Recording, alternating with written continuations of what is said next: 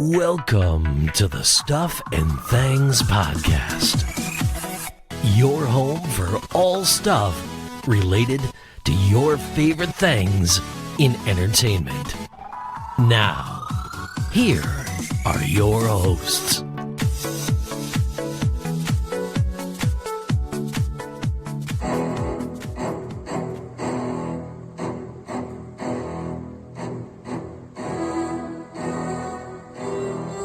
Hello everybody and welcome to the Stuff and Things Podcast.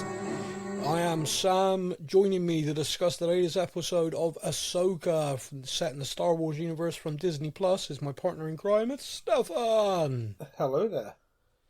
Oh, he's here. He's already How's everyone flashing. doing? Yeah, you well, mate? I am very good, sir. Very good indeed. How are you? I'm okay. I watched the episode, I sort of made some notes, and I gotta be honest with you, my notes are pretty sparse. I can't be honest with you, mate. I put the episode on, I sneezed, and it was the end credits. I was Now you're not allowed to make those jokes, because you had a problem with me about this. I know. Do you know. We've worked this out. I am hypocrisy walking. You are. It's shocking how bad you are with this.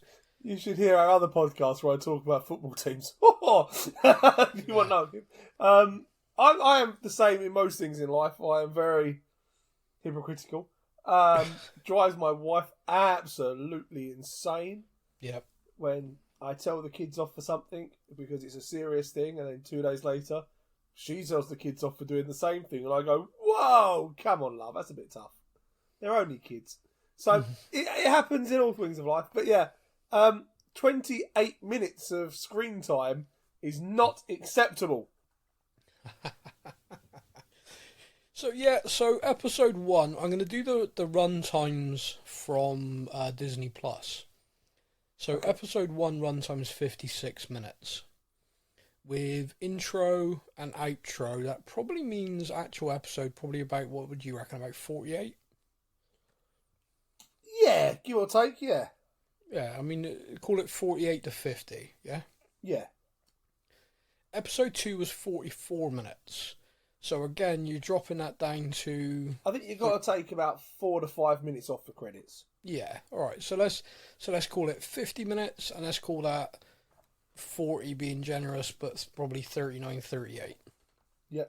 Alright, so we then get this episode 3, 36. So these are 8 episodes. If we follow this pattern, by episode 8 it should start and go the end. Yeah, pretty much. Because 36 minutes, like you said, and how many was actual screen time? 28? 28 minutes, I think it was, yeah. Well, there you go. So that's 8 minutes. 8 minutes of fluff, start and finish, with the previously, the credits, the actual title card, which happens after the cold open. Yeah, that's true. Yeah, if you do the previously on thing as well, then yeah. Yeah. And the end credits, as we know on Disney Plus, just go on forever. Every language, including Hut. Yeah, because they have to like thank everybody, including the great Hutts and Wookiee, I believe. Yes. So I do just want to mention that to start with. I find this across Disney Plus to be very infuriating. Me and Lee have discussed it before, because we're of the opinion that it's great that on a streaming platform you are not restricted to, you must hit 45 minutes because of commercials and other shows. You know, you're not restricted to that. I like that, but I also feel like as a show, that means we should be getting that as a minimum. Like, that should be the minimum content for an episode, should be it.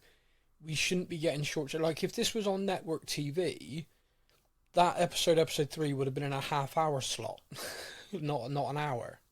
Yeah. Oh, God, yeah. Yeah, you would have had the adverts halfway through, and then it still would have fitted. Yeah. Yeah. And I know I said in, like, the Secret Invasion podcast, that as long as it's high quality, drives the story forward, a bit of a shorter episode is fine. Yeah. Turns out that actually people were listening to that and have taken it literal. I'm honoured that we are that much of a big presence in the podcast scene. Yeah. That they listen to us like that. But let's go for at least 45 minutes of screen time, shall we? Let's just, make it worthwhile. This podcast is going to be longer than the episode before we even discuss the episode. It's possible, yes. I mean, that for me is the one thing that is irking me. I've enjoyed episodes 1, 2, and 3. Yeah. And so that for me is like my little gripe. So I'm not going to do it every week.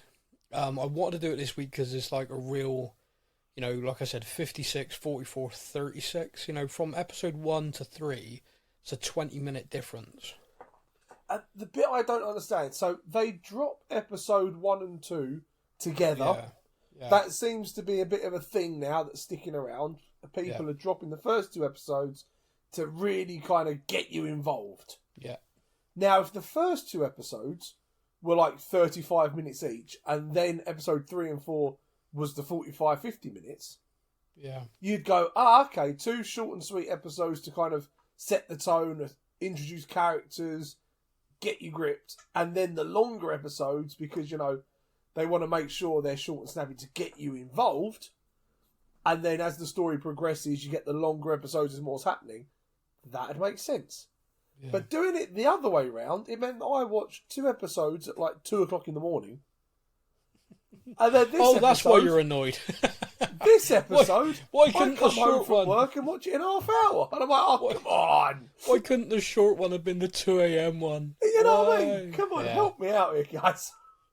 No, that's fair. Like I said, I don't want to gripe about this every week, and I think it's going to be an ongoing thing. So I am going to keep a runtime checker. That is going to be something I'm going to discuss. But this week's my moan about it. Okay, I'm getting out of the way. I think there's enough people on social media making the point as well. So hopefully, I don't get it. I don't fully get it. And I think that's the reason. Like, if I saw showrunners, Dave Filoni, for example, did an interview or something and just kind of explained, the reason why the run times of this is because of this. Because I can. Yeah, I suppose that's the downside, isn't it? Because he could just say that and I'd be like, okay, that doesn't help me at all. Yeah, fair point. Yeah, okay. Yeah, the run times of this, because when I put together the episodes and edited them, that's when they friggin' turned out. Deal with it. Okay. I'm sorry. Yeah. So anyway, this is Ahsoka Season 1, Episode 3. The title of the episode was... Time to Fly. And what did you... So overall then, without going into any of the details from the episode, what were your thoughts? Another good episode. Some very, very good nods into previous things we've seen in Star Wars. But yeah, a good episode. Could have done with more. we're leaving that gripe now. Oh, sorry. We have to park it. Yeah. Okay. So you talked about nods before, and I think there is such a fine line that you can nail it or get it wrong badly. And I think this is going to be an interesting discussion point for you especially, because when I watched episode 7, the films, I loved the fact that they basically mirrored A New Hope, but kind of modernized it, did a little take on it. But it was like a kind of real, to me, it was like a real homage to that film. Yeah. I know you hated it for that. I'm just letting you go with this one. I am not upsetting the people that be again. I'm still wobbling. It's fine. No, I mean, it's my point on this is, like, it is such a fine line to get that right. Yeah. And if you go to, like, one of the scene that we're seeing here, so Sabine's training scene, it starts and she's got like a kendo stick, sort of. This whole series feels very samurai, and the Jedi, of course, were kind of based on the samurai in George Lucas's mind. So Dave Filoni's got that run with it, which I love. Yes. He's got the Mandalorians like a Western gunslinger, and the Jedi he's thinking samurai. Love that. Great. And he's really showing that here with the everything. Even when Ahsoka goes and gets like the kind of Bushido helmet to put on. Mm-hmm. But of course Sabine then says, with this helmet down, visor down, I can't see. How am I supposed to fight? Yes. And every single midichlorian in my body went, Luke said that! Luke, on the Millennium Falcon! Yes. And I loved it. I loved that little nod. I loved that thing with Luke and the sort of tie-in. I've already done a TikTok about it. I absolutely loved that kind of mashup. But again, that's what I'm talking about, this fine line, because really, that's no different to episode 7 sort of going, that's our source material and we're just basically going to do an homage to it. Now, you didn't like that film, but by the signs of it, you quite like that scene. So I think there's a difference between 3-4 words that are similar or the same. I mean, in this one, I can't see how am I supposed to fight. Yeah. Is that 9 words that are the same? And that's a nice little nod. It's not a 1 hour, 35-minute film, which you're just like, I've seen this before. You feel like it was a complete reboot. Yeah. Yeah. Whereas fair. I'm very much a fan of, let's say, just small little phrases, or the fact that, remember in the Mandalorian, he goes past one of the Womp Rats. Yeah. And we're like, Luke used to go shooting Womp Rats in the canyons. Yes, that's a fantastic nod to it. Or yeah, I don't think Sabine people saying Luke's line, and you're like, yes, okay. I don't think people talk enough about the fact that Luke happily used to talk about nailing small animals. Yep. That's, I think people need to talk about that more. You murder small animals, do you psychopath? Yeah, he's a Skywalker. Yeah, it's kind of in the blood now. But like in this one, we've mentioned it before, just we're on a tangent now. When we said before about how are they the good Jedis, they're the good guys, but they kill people like without even thinking about it. Yeah. Sabine shoots spaceships out the sky with people or beings inside them and celebrates getting them. Well, yeah. There is a poor wife and child somewhere who have just had their father obliterated out the sky, and she's celebrating. To be fair, if you're going to be an anonymous henchman to evil people, you're got to run that risk, man. Yeah, you're going to run that risk. Anonymous hench people, you're going to get slain at some point. Yeah, it is the risk you take. It's just a strange one. I remember when Luke and Han Solo are flying. I got one. Yeah, great. Don't get cocky, kid. No one ever mentions the fact that they were real. They were people. You just killed them. Well, no, I mean, no one, up until The Mandalorian, no one mentioned the 1 million+ people who died on the Death Star either, everyone celebrated. But that line was put into The Mandalorian, I loved it, 1 million people died as the galaxy celebrated, and I was like, ooh. Yeah. Oh, there it is. Yeah. Oh, okay, as the Ewoks ate the Stormtroopers. Yeah. Yeah, yes. Yeah, that's a hill I'm dying on, by the way. Those Ewoks ate those Stormtroopers, and everyone just parted around it. It's they had a barbecue like you wouldn't believe. They did. Yeah, it's really funny though. But I do love talking to people about that, because if you do it face to face, you can see the moment of realization hit where I'm right. Like, what were they gonna do to Luke and Han before Leia stopped them? Oh yeah, they were gonna cook them. Oh my god! Oh shit! Yep. So what do you think happened to all those stormtroopers that they're playing the bongos on the empty helmets? No. What are they actually using to hit the helmets? Oh yeah, they're leg bones. Yeah. Oh my god. Yeah. But Ewoks are so cute and fluff. Oh I know. My god. I know. I do love the idea that there's people listening to this right now just going, no, don't destroy Ewoks, dude. Don't do this to me. Don't turn them into something nasty. But yeah, we did go on a tangent. Apologies. Circling back.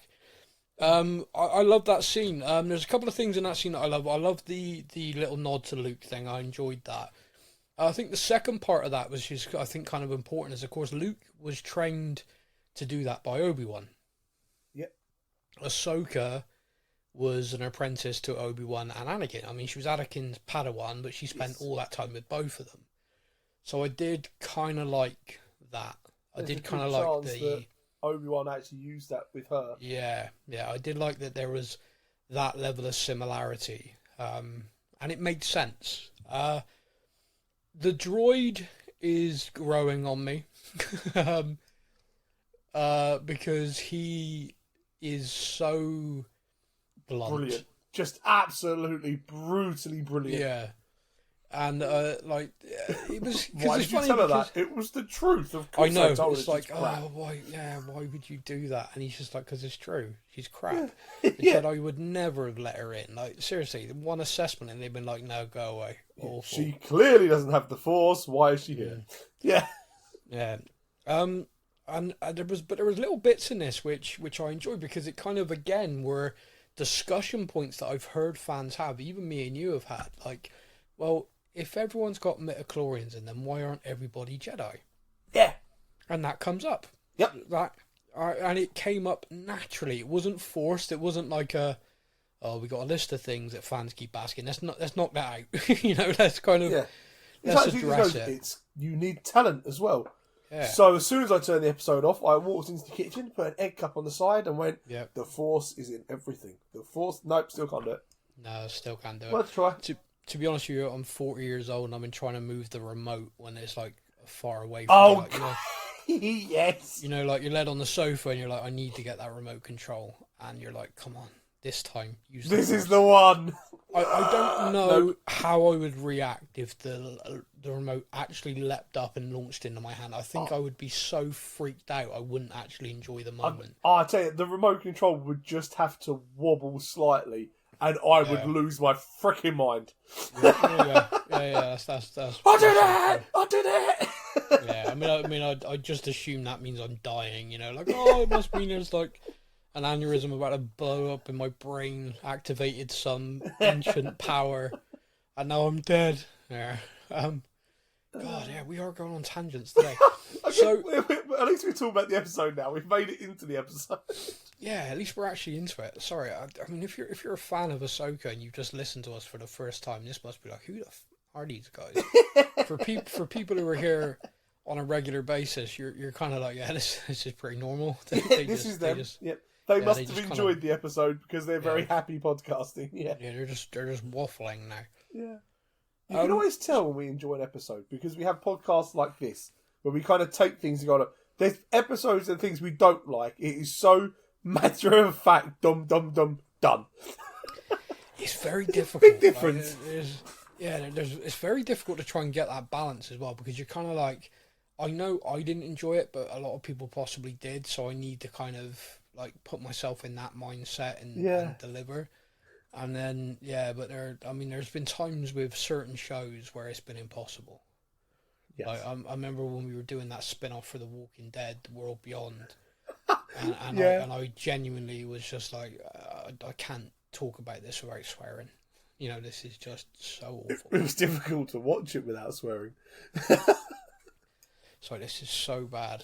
I don't understand what anyone's doing or why they're doing it, and they're not explaining it, and it's just getting worse. Yeah. Whereas we enjoy shows like Ahsoka, and we're kind of like, but then this is just like this, and then this is like this, and remembering this does this. See, this is a good sign, people. It sounds like we're waffling, but this is a good sign. Yeah. So the exchange when they're talking there at the table, this is kind of going on, and Sabine does this moment with the cup. I mean, Ahsoka just kind of moves it effortlessly as she would. Yeah. And it's kind of like start small, which I kind of liked. I liked that. That was smart. Yeah. But prior to that, when she had that visor down and Ahsoka was circling her and sort of tapping her on the shoulder and stuff, it was interesting. There was a line in amongst that which I really enjoyed, where Sabine, obviously a bit Mandalorian in her, goes a bit, right, I'm just going to start swinging like a loon and maybe I'm going to hit you. Yeah. And because she does that, Ahsoka just trips her easily. You're off balance. Yeah. And she delivers a line about, anger and frustration gives you that moment of power. Like your adrenaline, you got that, but also unbalances you. And I was like, wow, that is a great line. That is just like a... You know, if you heard Yoda deliver that line in his vernacular, you'd be like, wow, wisdom. Profitable, yeah. Yeah, but Ahsoka's like nailing it. One of the things that I mean, you've watched enough of the Clone Wars that you know the Ahsoka character. Yes. One of the things that obviously I've had to really kind of drill into my head is that she is that much older now. Because she is so calm. Like, although she is no Jedi because she left the Jedi Order, she is, for me now, the quintessential Jedi in the sense of everything's chill. Everything's calm. There's no erratic running off like she used to during the Clone Wars. Gosh, yeah. She seems very much like Obi-Wan now. Yeah, Very centered. peace, very, yeah. Yeah, very, very kind of like very zen. I mean, there's moments throughout this episode where like the moment where she goes, "I'm gonna go outside," and I'm like, "What?" I tell you what, I did have a real worried moment with that. Yeah. Because one of the things in the new movies that I hated was basically Princess Leia or General Organa, whatever they wanted to call her in the new films, being sucked out into space, and me being heartbroken, like, oh wow, this is how she dies, to then be heartbroken in another way because no, she can Mary Poppins it and come back, and I was like, really, that scene was so crap, and still to this day, I can't stand that. It drives me to drink. I hate it. So when Ahsoka said, I'm going to go outside, I was like, oh, don't do this to me. Don't give me this retconning. Look, all the Jedi can do it. We just go out in space, no problem. Yeah. But no, she actually put on a spacesuit. I was like, oh, thank you, Dave. Thank you, Mr. Filoni. If you'd had her just go out there, I would have struggled with that so much.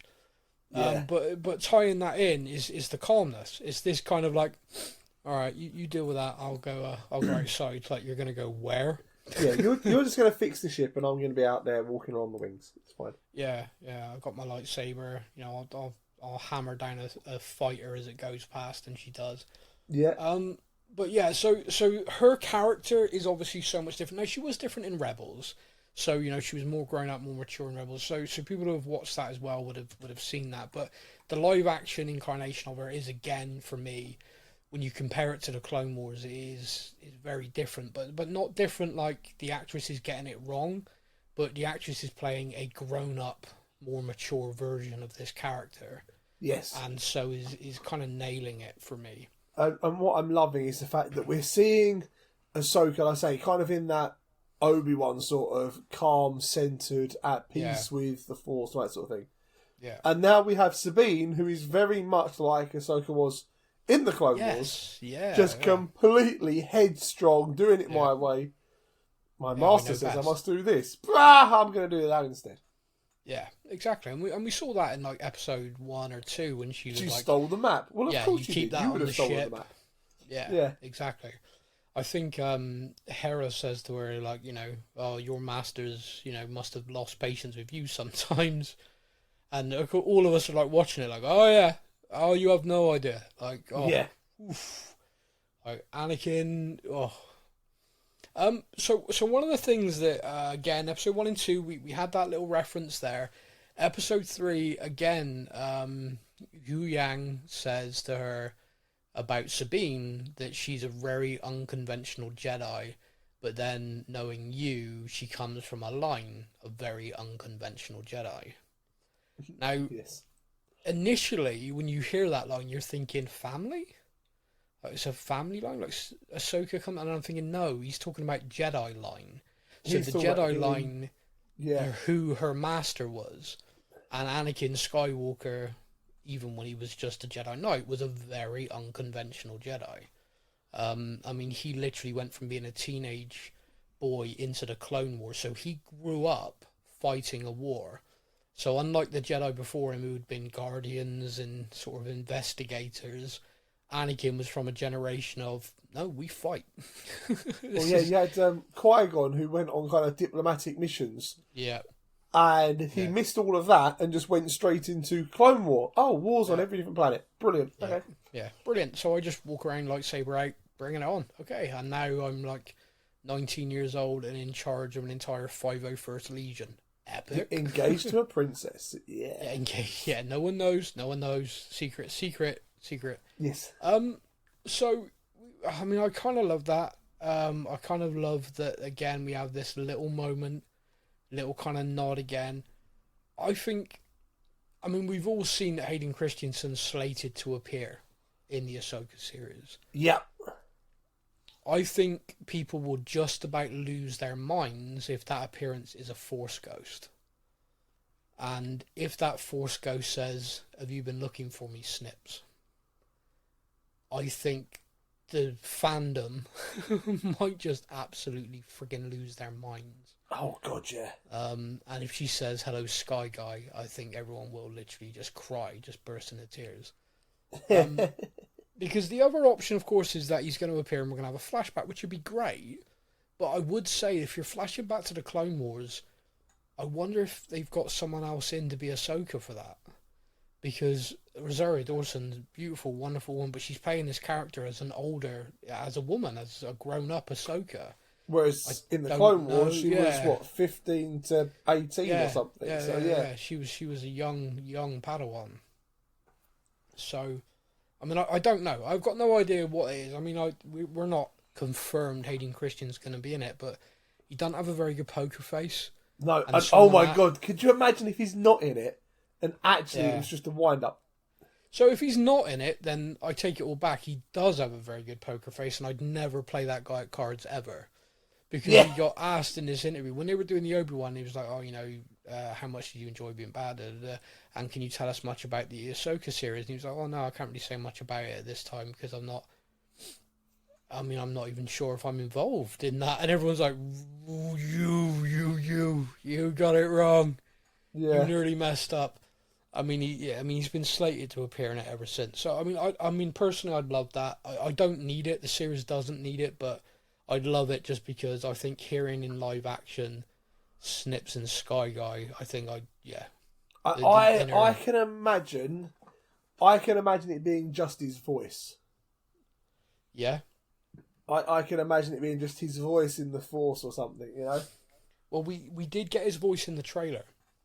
He does lend his voice to the trailer, which a lot of people have gone, oh, maybe that's just it. Maybe that's all he did. Yeah. But I just imagine, because we know that Ahsoka goes to meet Luke. We saw that in The Mandalorian. Yep. And she says the line to Luke in that, you're so much like your father. Yeah. I would love the reason she went to find Luke to introduce herself. Anakin sent him. Was because Anakin, because Anakin appeared to her and said, guide my son. And she's like, you're what? Yeah, you know that Death Star that blew up the rebellion? There's this Jedi Knight running around called Luke Skywalker. Hello! Come on, put the two together. Yeah. One and one makes what now? Come on, Snips. I trained you better than this. Yeah, so there are these little references and little hints, and I hope they are hints that are building towards something. One of the things we saw in this, which we saw greatly in the Andor series, is that the New Republic politics are crap, basically. What I mean by that is they are trying to be the nicey good guys and are completely failing to see the threat that's building. Hera says, I've spent my entire life fighting a war. I don't want another one. That's why I'm trying to cut this now. And they're just oblivious to it. And I can't make my mind up if it's oblivious because they think that they're that cocky in their position, or if there's Imperial remnants at every level sort of trying to keep them oblivious, trying to keep them, kind of like, ignore that, don't worry about that. Well, they do say that's a reference that keeps being made. People keep saying, but there's ex-Imperial at all levels of everything. And it's one of those things where, it's something keeps getting mentioned and you start thinking to yourself, okay, these are not throwaway lines. They're trying to tell us something here. It was nice to see Mothma again. A Chancellor Mothma now. Yeah, she's everywhere, isn't she, this lady? So Mothma, Rogue One, obviously we saw her, the characterization in films past as well. Heavily involved in the rebellion. She's heavily involved in Andor and the rebel cells and forming the Rebel Alliance. We're going to see that more in Andor Season 2. And then we see, obviously, after the rebellion and the New Republic is formed, she is Chancellor. So, one, spoiler alert, she obviously survives. And two... And two, we know she's good. Like, we know she was very anti-Empire. She risked everything to bring the Empire down. Spoiler alert, it worked. So if she is Chancellor, there must be something, like, we had this tiny little scene of politicking, and I think it gives us a little bit of an insight of, do you remember in episode 1, we first got a insight into the Galactic Senate, and Palpatine, who was, acting as the senator from Naboo at the time, who was being a bit of a puppet master, said, oh, the Chancellor's got no power, he's in the pocket of the bureaucrats, the Trade Federation, he's mired with corruption, he can't get anything done, we may have to get rid of him to get someone else. And obviously it was all puppeteering to get himself the nod. Yes. And take the chair. Now, that's great, but what is interesting to me is that kind of is democracy a little bit. And when you think about this as a galactic republic, this isn't just like a, 20, 50 states in a country, or however many counties. We both live in England, and we all know for a fact that the politics are all very backhanded and, and that's just little tiny England. Can you imagine what it's like on a galactic level? Yeah, and so the idea that she's the Chancellor, and you kind of think to yourself, well, we know Mothma's good. Mothma's, she's going to be in charge, and like, okay, no, we got to deal with this. She appears to be completely hamstrung. She can't do anything. And I don't know whether we're going to explore that more. I know a lot of people might roll their eyes. No, I don't want any more Republic. I don't need any politics. Yes. And I get that. I do get that. But I'm just kind of intrigued because I'm such a massive fan of Andor and what happened with that character again, rebellion. Seeing her as the Chancellor, I wouldn't mind. I wouldn't mind just exploring that a little bit, because we know the First Order emerges. So we do know that everyone who's trying to ring the alarm bell right now, like, something's coming, there's a problem, we know that does actually become a problem. We know that the New Republic does end up basically at war and completely unprepared. So yeah, it's true. So it's interesting because she is so savvy. She fought as part of the rebellion, risked everything, and now she's Chancellor. So to think of her as Chancellor and we know where that ends up, it's like, geez, what the hell happened? I just can't imagine, because she's I feel like sharp. She's getting outvoted a lot. Yeah, because she is sharp. Like, we saw that we've seen that massively in Andor. Like, she is very clever. She knew she was being spied on. She knew how she could communicate with the cells without arousing suspicion. She knew what to say in front of the spy to allow her to, having a go at her husband in front of the spy about the gambling debts, remember? Yes. And he's like, what are you talking about? I'm not gambling again. He's like, yes, you are. I've seen the money get moved around. So when, of course, they noticed that, they were like, right, okay. Yeah. And she's trying to hide that. It's like, she is very smart. So for this to happen under her rule, for me, I'm even more intrigued. Like, how in the flark did this happen? Yeah. So I'm a little intrigued about that. We see, so anyone who's fans of Rebels, seeing clearly the son now of Kanan, and him saying, I want to be a Jedi. Not quite sure how I felt about that. That was, certainly got more of a look of his father than his mother, based on, skin tone and lack of, entrails coming from his head. I don't know what the right word is. Okay. But he looks human. It's like, hello, my son. Really? Yours? Are we sure? Sure you didn't pick up the wrong one? I'm pretty sure I've missed something quite big in the Rebels show at this point. Yeah. Also, Mothma, Mothma asking after him and saying, oh, he's off creating problems with Chopper, no doubt. Like, yep, everybody knows Chopper's a damn war criminal. Chopper is amazing, and I will never hear a bad word said about him. And I've only seen him for about 5.5 minutes in the last episode. And he is already one of the best things to ever happen in Star Wars. So, this is actually a valid point. A lot of people watching Ahsoka may not have watched Rebels. Yes. If you are planning to watch it, I mean, you're kind of spoiling yourself watching Ahsoka already. So I am just going to say spoilers right now. For you, my friend, there's a character called Kanan who is a Jedi. Yep. He survived Order 66 and he takes Ezra Bridger under his wing, trains him. He is in a relationship with Hera, the general who we're meeting here. And Oh, he sacrifices himself to save her, and everybody dies in a horrific, heartbreaking scene in Rebels, where he holds the fire away from an explosion long enough for them to escape, and then it is engulfed by it. Oh, damn. Oh, damn, indeed.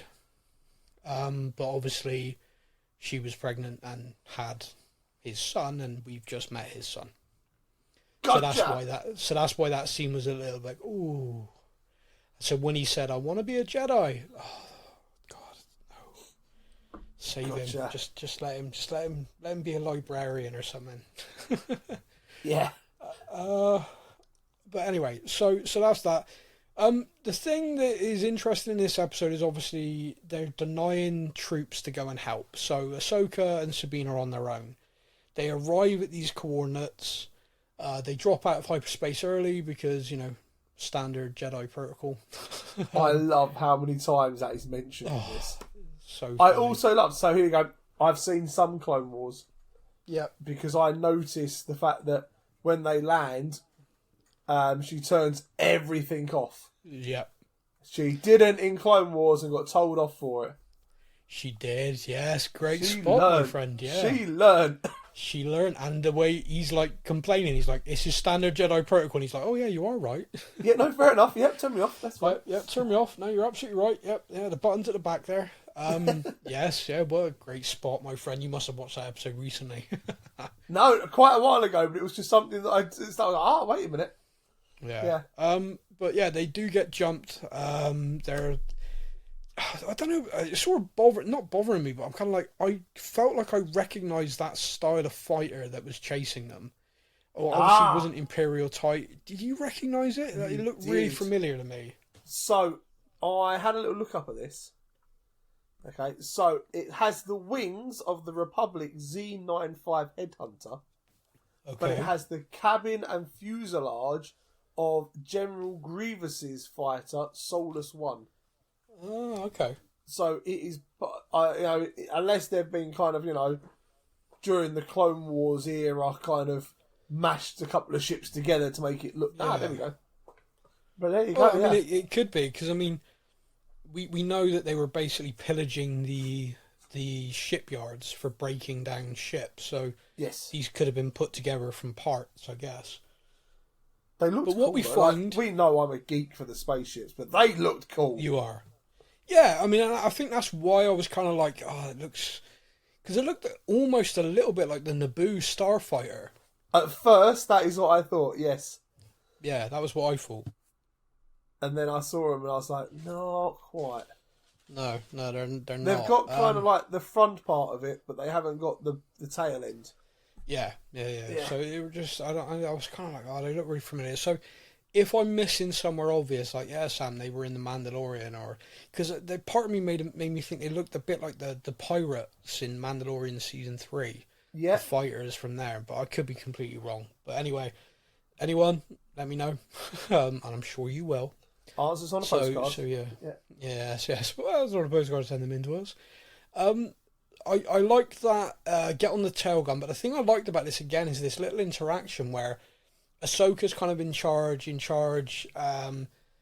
Sabine's struggling because Sabine isn't the Jedi that Ahsoka is. She can't anticipate where they're going to go next. She isn't able to do that. Whether she'll ever be able to, we don't know. But right now she can't. So Ahsoka kind of takes a breath. She kind of tells her to anticipate. Yeah. She's like, this is not the time for a lesson. No, I know. And I think even Huyan says, like, she's like, not now, Huyan. Well, the way you two are acting, we're not going to have her later. So yes. I'm going to say it now. But basically, the reason why they're being chased and the reason why they're being fired upon is because they find what has been hidden here, and it is a giant inter sort of I can't think of it. It's a ring. What do they call it? Hyperdrive. hyperspace ring. Yeah. Now, we first saw those again in the prequel films, where the Jedi were using them to sort of like their short range fighters would connect to one of those rings, jump them to another system, and away they go. Yeah. Now, this is the size, and with the engines, etc., that they've salvaged from Star Destroyers and Super Star Destroyers, they think it's going to be able to jump galaxies. Now, obviously, their plan is to use this ring to jump to this other galaxy where Thrawn is, his ship slot into the ring, and then jump back. That is clearly their plan. Yeah, I mean, that thing is massive. Yeah, it is massive. And it is tied in nicely to the Purgles. Space whales! Space whales. Explained beautifully by Hugh Yang as well. I thought that was really good. So Hugh Yang kind of explaining all about what they were. So we saw them in The Mandalorian. We did a little hint. At them, but nothing was really said about them or mentioned. It was just that Din Grogu saw them, and that was it. Yeah. And then in this, we've kind of seen them, and for someone like myself who hasn't seen Rebels, I saw them in The Mandalorian and was like, they look damn cool. Okay, carry on. And now I've seen them in this again, and I'm like, oh my god, they look even cooler close up. Yeah, they do, yeah. But for me, I'm like, they're a cool... What's the relevance? Yeah. It's cool, just like the Womp Rats. They're awesome, but what's the point, And then for him to kind of explain what they are and everything else, it was and kind the of relevance of so it was like a little nod to those that may not have seen Rebels, but keeping them up to date. Yeah. So I quite like that. So again, a very, very brief, and again, there's far more to it, but very, very briefly, Rebels and the final battle for the fall, they won the battle against Grand Admiral Thrawn because he was taken away. His command ship and everything were taken away. And Ezra Bridger did that by getting on board the ship, basically using the Force to get the Purgle to jump them and the ship away. Yeah. And when he did that, the tide of the battle was turned, the rebels won, and it was a massive, massive victory for the rebellion. And obviously Thrawn wasn't around. Now, Thrawn, again, is a character a lot of people may not know. He was first introduced in novels and then introduced by the animated, mentioned in the Clone Wars, but in Rebels, he was a big, big presence. He is tactically...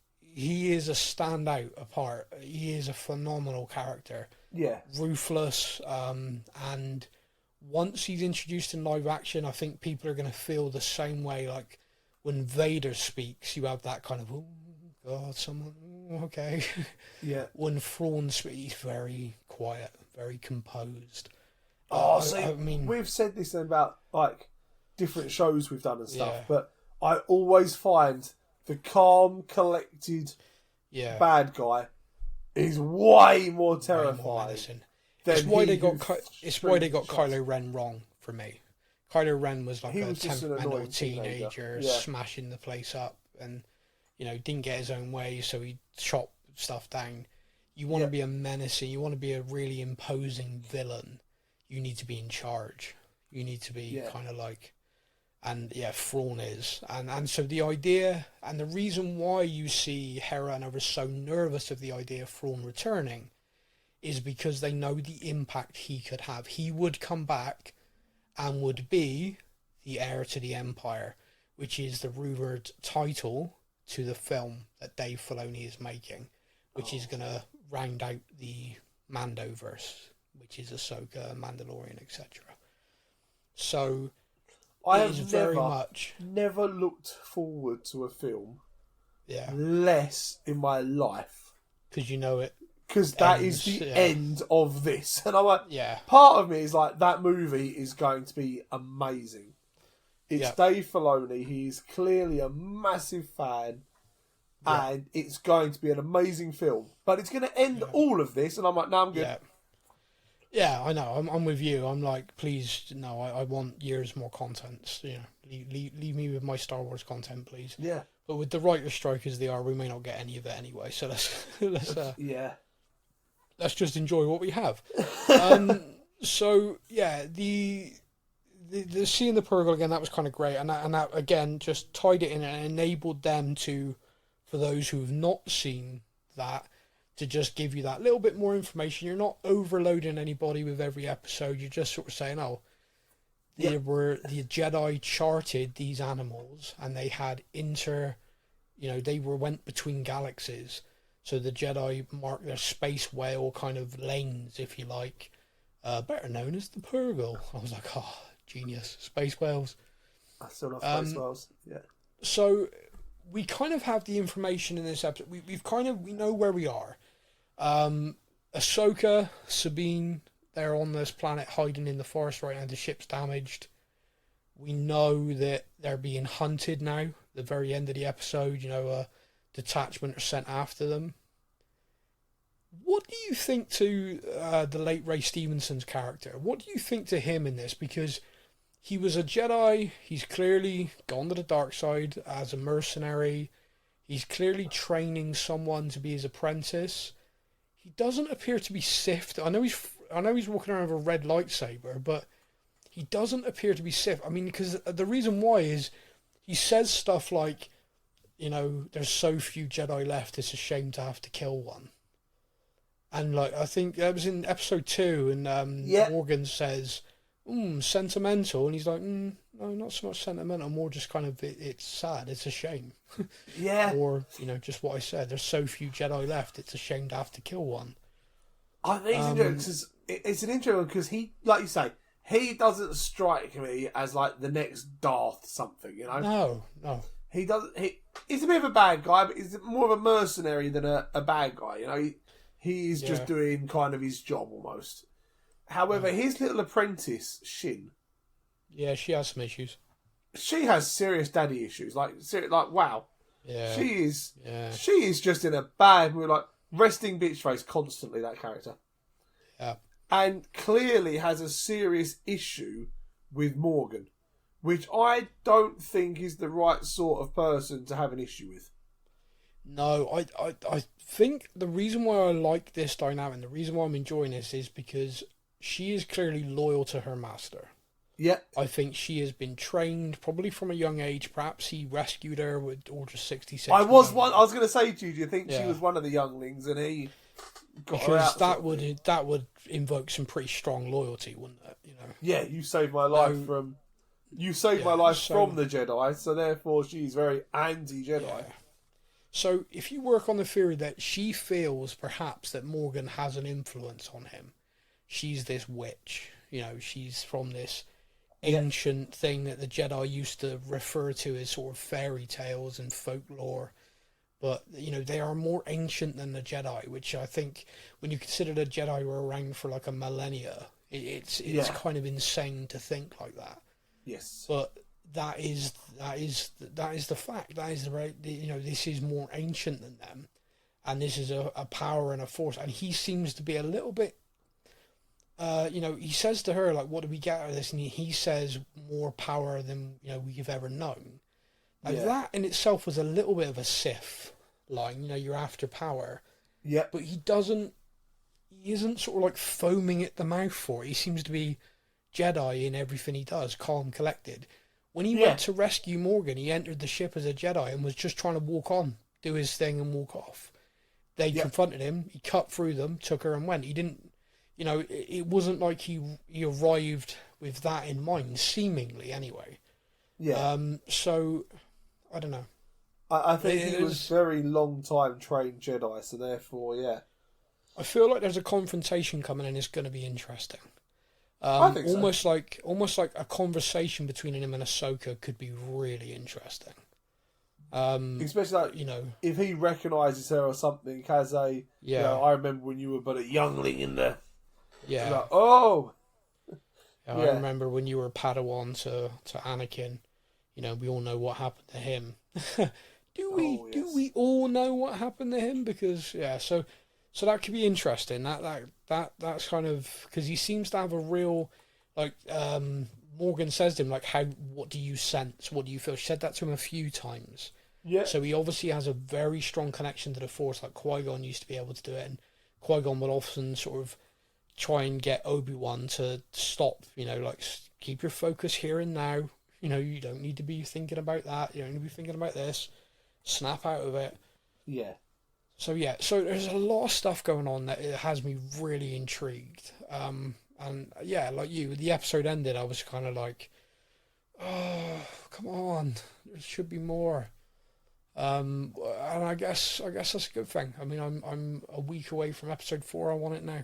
Yeah, so like, this is my whole thing. So when I said before about like the shorter episodes, as long as it's good content. Yeah. It was good content because, yeah, I'm already like, come on, next. Yeah. Next episode, please. I need more now. Let's have the next episode, please. But at the same time, I'm also kind of like, you could have put more into that. You could have given us another 15, 20 minutes worth of action. Or, live action, not cringe. Or, anything. I mean, you could have expanded some but of the stuff. But don't fluff it with no reason, God, you are hard to please. Yeah. I mean, that's it. I mean, that's my notes. Did you have anything else from the episode you wanted to go over? No. Excellent. Oh, no, the only thing is, why is it every time a spaceship lands, it's always in a swampy forest? It just made me laugh. It landed and I was like, oh, Yoda's hut's over there. I kind of felt like again, that was a little, like... Yeah. Everyone look around. This is a bit familiar. It makes me chuckle. Yeah. Okay. So massive thank you to everybody who listened and got in touch with episodes 1 and 2. Really appreciate it. I'm still working my way through the replies. So if you've not heard back from us yet, I apologise. You will very soon. Just a quick, patience is a Jedi trait. What I say to everyone as well is, like, if you want to get in touch real time, I sent you the links. Get on our Discord. There's a discussion on there all the time about every show we discuss, and right now with us as well, you can discuss every episode of Ahsoka. So jump on that, and if you don't get the link, you don't see it anywhere, just drop us a message and we'll send it to you, and you can join. Join. It's a free app. It is good fun as well. There's a lot of... We haven't got many people on there yet, but the people we have got, there's a lot of interaction and a lot of good conversation on there. So do jump on the Discord. Yeah, because the more of you that join, the quicker I can leave. Yeah. I mean, Sam said he's going to leave at 500 people. He leaves, so absolutely, yes. I was going to leave at 100, but okay. So yeah, a massive thank you to everybody again. I really appreciate it. The one last bit of admin is to everybody listening to us via Stitcher. Stitcher is now closing. In fact, by the time you listen to this, if you can even listen to it, Stitcher could possibly be closed. I hope you've been able to migrate across to their sister app, Pandora. We certainly don't want to lose any of you. So if you are a listener of the show and you're having to find us via somewhere else and you're not sure, where you can download us now, then drop me a message and I'll help you sort that out. We are everywhere. We are absolutely everywhere. But okay then, mate. Until next week, hope everyone takes care, and we'll be back to discuss episode 4 probably next Wednesday or Thursday. And may the Force be with you all, except for you. I bet your master found you difficult at times. Anakin never got to finish my training. Before the end of the Clone Wars, I walked away from him. Thank you for listening to the Stuff and Things podcast. We hope you enjoyed the show. You can find us on Facebook or online. Simply search the Stuff and Things podcast to join in our conversation every week.